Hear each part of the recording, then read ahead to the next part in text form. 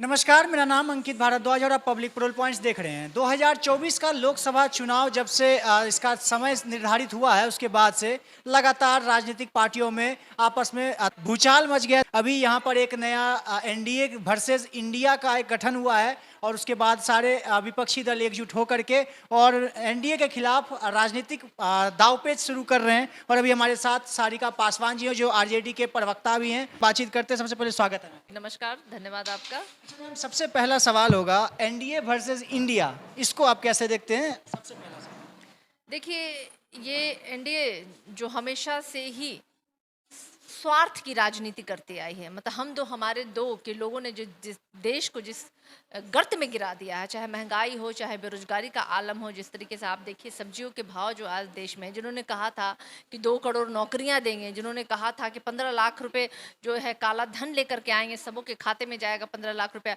जिन्होंने कहा था बेटी बचाओ बेटी पढ़ाओ, बेटी की स्मृति प्रतिदिन यहाँ लूटी जा रही है इनके ही सांसदों के द्वारा, किस तरीके से घसीटी गई दिल्ली की सड़कों पर, वो पूरे देश ने देखा है। तो ये लड़ाई जो है, ये देश को बचाने की लड़ाई है, इंडिया को बचाने की लड़ाई है। वो इंडिया जो हमारे प्रिम्बल ऑफ द जो कॉन्स्टिट्यूशन का पहले पेज आर्टिकल 1 में लिखा गया है, मतलब इंडिया मीन्स भारत। तो उस भारत को बचाने की लड़ाई के तहत तमाम विपक्षी दलें जो हैं वो एकत्रित हुई हैं कि देश के लोकतंत्र को बचाया जा सके, देश की कॉन्स्टिट्यूशन को बचाया जा सके। जिस तरीके से बीजेपी वाले लोग जब से सत्ता में काबिज हुए हैं, इन्होंने तो मशीनरी का दुरुपयोग करके अपने विपक्षियों को सिर्फ साधने और डराने का काम किया है। जबकि अगर आप भ्रष्टाचारियों की लिस्ट देखें, लंबी फहरिस्त जो है वो भारतीय जनता पार्टी में है। अगर वाकई में भारतीय जनता पार्टी भ्रष्टाचार मुक्त देश की सोच रखती तो सबसे पहले कार्रवाई तो वो अपने लोगों पर किया करती, क्योंकि सबसे ज्यादा भ्रष्टाचारी तो आज भारतीय जनता पार्टी में है। मुकुल राय, येदियुरप्पा, अजीत पवार, मतलब अनगिनत लोग ऐसे हैं जो कि जिन पे कि करोड़ों रुपए के घपले के और भ्रष्टाचार के आरोप थे, और वो आज भारतीय जनता पार्टी के दामन उन्होंने थामा और उन्हें आज क्लीन चिट मिल गई है। तो देखना है कि ऐसे लोग जो 9 साल से देश में सत्ता में रह करके उन्होंने देश को बेच दिया, देश के संसाधनों को उन्होंने बेच दिया, तो देश को अब वाकई में आपातकाल की स्थिति से गुजर रहा है, आफतकाल की स्थिति से गुजर रहा है। और देश की उस आफतकाल से बचाने के लिए, जैसे भारत छोड़ो आंदोलन हुआ था ना, वही आंदोलन पुनः देश में हो रहा है, बीजेपी छोड़ो भारत आंदोलन, जो 2024 में उसकी नींव रखी गई है और वो हमारे बिहार से रखी गई है। जिस तरीके से भारत छोड़ो आंदोलन की शुरुआत भी बिहार की ही धरती से हुई थी और ये भाजपा छोड़ो भारत की भी शुरुआत बिहार से ही हुई है। तो निश्चित रूप से 2024 भाजपा मुक्त भारत होने वाली है। जब जब हम आपसे मिलते हैं, ये बयान आपके हमारे इस वीडियो में जरूर आ जाता है कि आंदोलन के बारे में, भाजपा छोड़ो आंदोलन। अच्छा, तो इससे भी एक सवाल कर देता हूं, क्योंकि आप लोग भाजपा को हटाने की बात करते हैं, लेकिन इंडिया नाम डाल करके इससे भाजपा को यानी एनडीए को कैसे हटाया जा सकता है? चूँकि महागठबंधन नाम था इससे पहले, और महागठबंधन की अगुवाई माननीय नीतीश कुमार जी कर रहे थे, लेकिन अब लालू यादव जी भी अब आ चुके हैं मैदान में, जो उसकी अगुवाई करने के लिए तैयार है। तो एक साथ दो लोग कैसे अगुवाई कर सकते हैं?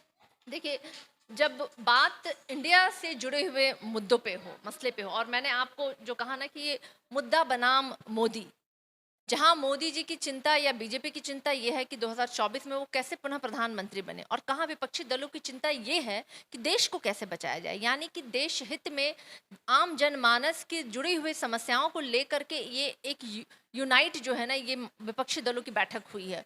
तो जाहिर सी बात है, इंडिया के मसले पे जब हम बात कर रहे हैं तो इंडिया से ज्यादा खूबसूरत नाम हो भी नहीं सकता था। तो इंडिया का नाम रखने के बाद कहा यह भी जा रहा है कि नीतीश कुमार जी को इस बात से आपत्ति थी इंडिया नाम से, लेकिन उसके बाद मान जाते हैं, लेकिन यह भी एक सवाल बनता है कि इंडिया नाम से उनको इतना दिक्कत क्यों? देखिए, विश्वसनीय सूत्रों के द्वारा भारतीय जनता पार्टी को ये ज्ञान प्राप्त हुआ है। वो विश्वसनीय सूत्र के बारे में वो उल्लेख नहीं करेंगे, लेकिन हमारे पास विश्वसनीय सूत्रों के द्वारा ये हमें भी ज्ञात हुआ है कि जब से बेंगलुरु में ये महापंचायत हुआ है, 26 दलों की जो बैठक हुई है, भारतीय जनता पार्टी के एक एक मंत्री और विधायक के आंखों की नींद उड़ गई है। और मेरे ओर से उनको सलाह है कि योगा करें, मेडिटेशन करें, क्योंकि जो अभी महाराष्ट्र में होगा ना, हो सकता है उसके बाद से ये सोचने लायक की शक्ति भी इनमें ना बचे। जान लीजिए, तख्ता पलट जो है ना, ये इतिहास गवाह है। जब भी किसी ने जो कहते हैं हद से अधिक अगर उन्होंने इस तरीके से देश को बर्बाद करने की कोशिश की है, तो वो तख्त पलटा है और 2024 में इन झूठे इन जुमलेबाजों की सरकार भी बदलेगी। अच्छा, लोकसभा चुनाव की बात हम लोग जब कर रहे हैं तो एक सवाल यह भी बनता है कि राजद और जदयू ये दोनों अगुवाई अभी कर रहे हैं। अब लीड सबसे बड़ी पार्टी अभी यही दोनों हैं यहाँ बिहार में अभी मतलब पक्ष में जो चल रहे हैं। बिहार के परिप्रेक्ष्य में आप कह सकते हैं कि ये दोनों पार्टियां हैं, लेकिन मुझे लगता है कि 26 दलें जो बेंगलुरु में जमा हुई थी उनमें से कई ऐसे स्टेट के सीएम भी जो थे उन्होंने शिरकत किया था। तो मुझे लगता है हर एक दल जो है अपने आप में बड़ा दल है वो, और कहीं ना कहीं वो अपने स्टेट को रिप्रेजेंट कर रहा है, और देश के कोने कोने से हर राज्य से लोग वहाँ सम्मिलित हुए हैं। तो ऑलरेडी 11 सदस्यीय कमेटी का गठन होने वाला है, 11 कमेटी बनाई जाएगी जो वो देखेंगे कि कौन कैसे स्ट्रैटेजी प्लान किया जाए 2024 को लेकर, क्षेत्र वाइज और स्टेट वाइज, या भाषा रहन सहन हर स्टेट की अलग होती है, उसके हिसाब से सारी स्ट्रेटजी प्लान की जाएगी। एक सवाल और होगा, जो भारतीय जनता पार्टी कहा जा रहा है इससे पहले विधानसभा में आरजेडी के कार्यकर्ताओं पर लाठीचार्ज हुई थी, जो अभी कुछ दिन पहले भारतीय जनता पार्टी के पर भी हुई है।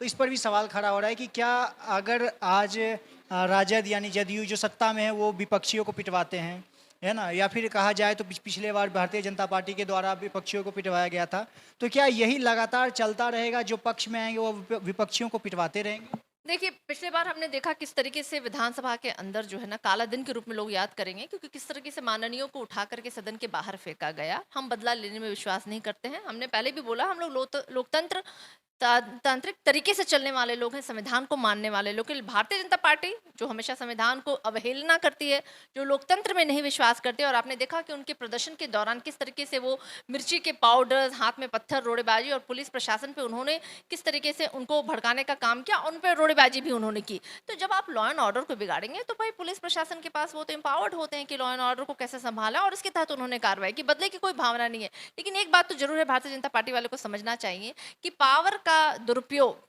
तो आप अपने विपक्षियों को कहीं ना कहीं सिखा रहे हैं कि जब आप सत्ता में आइएगा तो आप मेरे साथ भी वही हशर कीजिएगा। तो ये तो क्या मैंने कालचक्र है, ये समय का पहिया घूमता रहता है।